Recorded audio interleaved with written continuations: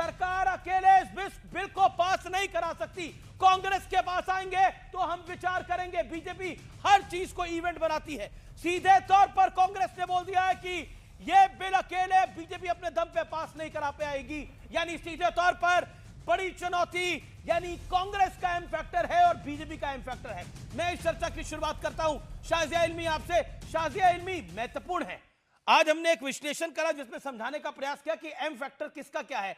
क्या आपको लगता है बीजेपी का एम फैक्टर भारी पड़ेगा विपक्ष के एम फैक्टर पर? नमस्कार और आदाब अमीश जी, आपको भी और जितने भी पैनलिस्ट इस वक्त मौजूद हैं और जो भी लोग आपके इस प्रोग्राम को देख रहे हैं, सबसे पहले तो ढेर सारी मुबारकबाद, क्योंकि देश की बेटियों को आखिरकार 30 साल के इंतजार के बाद अब उनके लिए बाकायदा कानूनी तौर से एक प्रक्रिया बनाई गई है, जिसके चलते वो स्टेट लेजिस्लेचर्स में, विधानसभाओं में और पार्लियामेंट में 33% उनके लिए बाकायदा आरक्षण किया जा रहा है। यानी कि अब 17%, 11%, 12% नहीं, कम से कम 33% महिलाएं पार्लियामेंट में देखी जाएंगी, विधानसभाओं में। तो हर एक महिला के लिए, चाहे वो कांग्रेस की वोटर हो या कांग्रेस की नेता हो, चाहे वो आरजेडी से हो या आम आदमी पार्टी से हो, सारी की सारी महिला वोटर्स, सारे की सारी महिला नेता और देश की सब बेटियों को ढेर सारी मुबारकबाद और शुभकामनाएं। अब सुनिए इमरान मसूद जी को, सुनिए, अब सारी असलियत सामने आ रही है। ये वही सोनिया गांधी जी हैं जो कहती थी जल्दी लाओ, परिसीमन क्यों फिक्र कर रहे हो, 2019 में क्यों, अभी लेकर आओ। सुप्रिया शिनेत कह रही है कि इमरान मसूद ने भी बोला कि आप इवेंट मैनेजमेंट कर रहे हैं। सुप्रिया शिनेत कह रही है कि पहले क्यों नहीं लेके आए, अब क्यों ला रहे हैं, अब आपका चुनावी मोटिव है। सीधा सवाल, जब 2029 में आने की बात हो रही थी तब क्या कहा था सोनिया गांधी जी ने? सोनिया गांधी जी ने बाकायदा हाउस में कांग्रेस के सारे नेताओं ने कहा था आप क्यों इतनी देर कर रहे हैं, आप क्यों इतनी देर कर रहे हैं, विलंब किस बात का है, अब कह रहे हैं जल्दी क्यों कर रहे हैं। क्या आपका प्रॉब्लम टाइमलाइन से है, क्या आपका प्रॉब्लम महिलाओं से है? वैसे एक और बात, आपने एम वर्सेस एम की बात की थी, महिला वर्सेस मुसलमान की। मैं आपको बता दूं, एम एक और एम है और 2 एम है, एम मुस्लिम महिला भी इसमें शामिल है। तो अब खुदा के वास्ते एक एम को दूसरे खिलाफ ना कीजिए, क्योंकि एम है जो मुस्लिम भी है, महिला भी है, और क्योंकि वो मैं हूं इसलिए मुझे लगता है कि मेरा भी इसमें नुमाइंदगी होनी चाहिए। खैर वो अलग बात है। अब आप देखिए 2096 से लेकर अब तक 2023 तक इतने साल का विलंब, कितनी बहस हुई है, इससे ज्यादा बहस हो सकती है? परिसीमन से बड़ी दिक्कत हो रही है, परिसीमन तो लाजमी है, अनिवार्य है, कास्ट सेंसस भी अनिवार्य है। तो आज आप तो बड़ा कास्ट सेंसस चाह रहे थे, अब जब उसको लिंक फराज, मैं स्वर्गीय मुलायम सिंह यादव को कोट करता हूं, 2010 के अंदर उनका बयान था, बिल पास होने से संसद में ऐसी महिलाएं आ जाएंगी जो ताली सीटी बजवाएंगी, इससे ग्रामीण और गरीब महिलाओं का फायदा नहीं होगा। ये मुलायम सिंह यादव का बयान है। आपका एम फैक्टर, आपका एक समीकरण होता है MY, मुस्लिम यादव समीकरण, जिसकी वजह से आप अक्सर सत्ता में आते हैं, और लेकिन नरेंद्र मोदी ने अपना एम फैक्टर बनाया है, वो महिला फैक्टर है। फराज साहब। अमीर जी, आज की तारीख में ऐसा लग रहा है, आज की तारीख में ऐसा लग रहा है कि मुसलमान होना एक अभिशाप हो गया है। मतलब आप M वर्सेस M कर रहे हैं, तो इसका मतलब मुसलमान मतलब खराब, M फॉर महिला। तो अब ये शाजिया बैठी है, इसका जवाब देंगी, लेकिन शाजिया जी ने परसेप्शन ये बनाया जा रहा है। सुनिए, मेरी पूरी बात कंप्लीट होने दीजिए। शाजिया बहन ने भी बहुत बड़ी बड़ी बातें कर दी। मैं तो इनसे ये पूछना चाह रहा हूं कि आपने 2024 के लोकसभा चुनाव में कितनी महिलाओं को टिकट दिए थे? आपको नहीं पता तो मैं बता दूं 69, यानी कि ये बैठता है 15.7।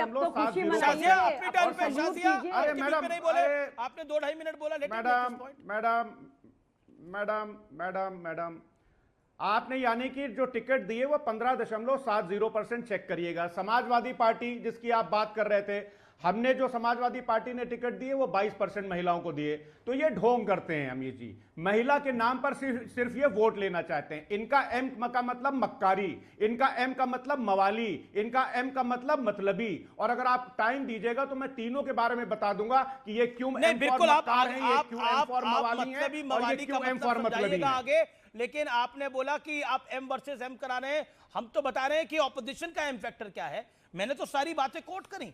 मैंने तेलंगाना के सीएम को कोट करा, मल्लिकार्जुन खड़गे हमारा- को कोट करा, ममता दीदी को कोट करा। आप बोलिए तो आपके नेताओं को भी कोट करूं?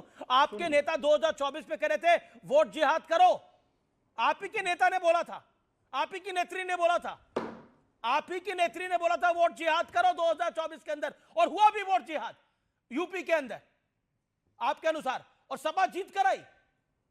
ओके, मैं रुक करता हूं आपका फैज खान साहब। बिस्मिल्लाहिर्रहमानिर्रहीम रब्बिश रहली सदरी व यस्सिरली अमरी वहलुल उक़दतम मिन लिसानी यफ़क़हू क़ौली। शांति। बिरादरान हिंद, अस्सलाम वालेकुम रहमतुल्लाहि व बरकातहू। जय हिंद, भारत माता की जय, वंदे मातरम। अमीश भाई, सबसे पहले तो आज मैं आपको बधाई दूंगा, इतना बढ़िया विश्लेषण आपने प्रस्तुत किया है, मैं बहुत प्रभावित हुआ। मैं फिर ये कहता हूँ, मैं किसी राजनीतिक दल का सदस्य नहीं हूँ, एक स्वतंत्र भारतीय होने के नाते आज आपका विश्लेषण देखकर मैं ये कह सकता हूँ कि भारतीय जनता पार्टी का एम फैक्टर अधिक प्रभावशाली, सात्विक है और देश के हित में है, क्योंकि हमारी नारी शक्ति जो इस देश का आधा भाग है, जिसके बारे में हम कहते हैं यत्र नार्यस्तु पूज्यन्ते रमन्ते तत्र देवता, यत्रैतास्तु न पूज्यन्ते सर्वास्त्र फलाया क्रिया, यानी जहां नारियों का सम्मान पूजा होती है वहां पर देवताओं का निवास होता है, जहां नारियों का अपमान होता है वहां सभी प्रक्रियाएं फलहीन हो जाती है, माँ के कदमों में जन्नत है।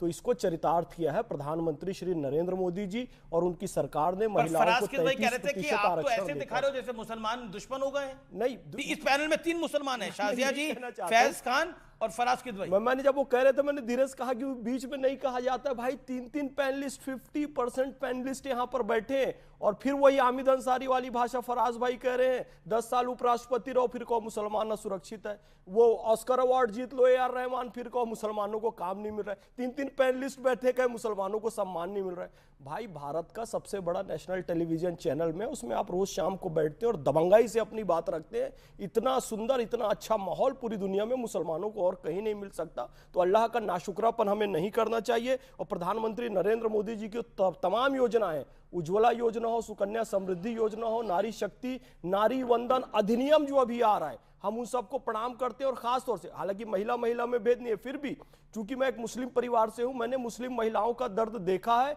और वो भी देखा है कि किस तरीके से शाहबानों के साथ अत्याचार हुआ। उस अत्याचार को यदि किसी ने समाप्त किया तो प्रधानमंत्री नरेंद्र मोदी जी ने इंस्टेंट ट्रिपल तलाक खत्म किया, और महिलाओं को भी वास्तविक उनका जो गुजारा भत्ता मिलना चाहिए था, मुस्लिम महिलाओं को भी, वो प्रधानमंत्री श्री नरेंद्र मोदी जी ने दिलवाया है। इसलिए वो राजनीति अब खत्म कीजिए जहां मल्लिकार्जुन खड़गे कह रहे हैं कि बीजेपी RSS और सांप के समान है, या संसाधनों पर पहला हक मुसलमानों का है, उसका परिणाम क्या हुआ? मुस्लिम तुष्टीकरण का। क्षमा चाहूंगा भैया बोल रहा हूं, लेकिन फैक्ट वो आया है। इंदौर में एक कांग्रेस की नेत्री जो तुष्टीकरण करने वाली थी, बहुत तुष्टीकरण के बाद कहती है कांग्रेस जाए भाड़ में। तो आपके तुष्टीकरण का क्या लाभ मिला आप देख रहे हैं? फराज साहब का जवाब जो लेते हैं। फराज किदवई, आपके 40 सेकंड है, मेक योर पॉइंट। जी अमीर जी, हाँ अमीर जी, पहले एक मैं करेक्शन कर दूं, मैंने आपको ये नहीं कहा था, ये परसेप्शन मेरा, मैं बोल रहा था Bharatiya Janata party. Okay, fair enough. मैंने आपके लिए नहीं बोला था। दूसरी बात, अभी फैज साहब ने महिलाओं के लिए बहुत सारी बातें की। फैज साहब, M फॉर मणिपुर भी आता है, जहां हमारे देश की एक महिला को नंगा घुमाया गया था, और आदरणीय प्रधानमंत्री जी 1 साल तक वहां नहीं गए थे। M फॉर मासूम महिला अंकिता भंडारी भी आती है, जिसके लिए आप भारतीय जनता पार्टी की मंडल अध्यक्ष क्या बोलती हैं, सुनिए। बेटी थी, उसने कुछ सोचा था मेरे, ठीक है देवी, और मैं तो अंकिता से कहते जहां भी बेटी तू वहां पर कार्रवाइयां हुई हैं। हु है ये बोल, अरे सर सुनिए तो, वो अपराधी क्या घूम रहे हैं क्या? सब पे कार्रवाई हुई है। पार्टी जहां पार्टी के मुखिया ही कहते हैं बलात्कार पर कि लड़कों से गलती हो जाती है और इनको सजा नहीं देना चाहिए, वो मणिपुर दिखा रहे और वो अंकिता भंडारी दिखा रहे। अंकिता भंडारी और मणिपुर के अपराधी जेल के अंदर है, और आपके नेता ये कहकर चले गए हैं कि लड़कों से गलती हो जाती है बलात्कार के संदर्भ में। अरे क्या बोलूं मैं, फिर मेरे मुंह से निकलता है, जो सच्चाई है वो समझ में आनी चाहिए ना। सैफई में अश्लील नृत्य करने वाले बता रहे हैं कि महिलाओं का सम्मान क्या हो रहा है। अयोध्या में आरती आपको समझ में नहीं आ रही है, उससे आपको दिक्कत हो रही है। भैया, इज्जत घर दिया है प्रधानमंत्री नरेंद्र मोदी जी ने। मोहम्मद फैज खान जो बैठा है ना, पूरा देश 15,000 किलोमीटर पैदल चला हुआ है, और एक ही की स्थिति देखा है कि महिलाओं की कितनी बुरी दशा थी। सुबह उनको अप्रत्यक्ष रूप से अपना अपमान करवाना पड़ता था, मोदी जी ने उनको इज्जत घर दिया, इज्जत की जिंदगी दी। तो उनको प्रणाम करेंगे हम, क्यों नहीं प्रणाम करेंगे? Okay Faraz Kidwai, you make your point. अब आप बीच पे ना बोले, उनका टाइम है। ओके, फैज खान साहब। Faraz Kidwai, make your point. Amir ji इनकी एक बहुत बड़ी प्रॉब्लम है कि ये फौरन बीच में बोलने लगते हैं और मन की बकवास करने लगते हैं। इनसे कहिए अपने मन की बकवास अपनी जेब में रखें और जाकर के आरएसएस कार्यालय में ये मन की बकवास किया करें। अब इन्होंने हमारे नेताजी का नाम लिया। 6 ग्लोरियस इपोक्स ऑफ इंडियन हिस्ट्री पढ़ी है? सुनिए, बहुत बड़े आप विद्वान है ना। सावरकर जी क्या लिखते हैं? सावरकर जी लिखते हैं पेज नंबर 158 पर, सुनिए, let do sultans and their peers take a fright that in the event of a Hindu victory or molestation and detestable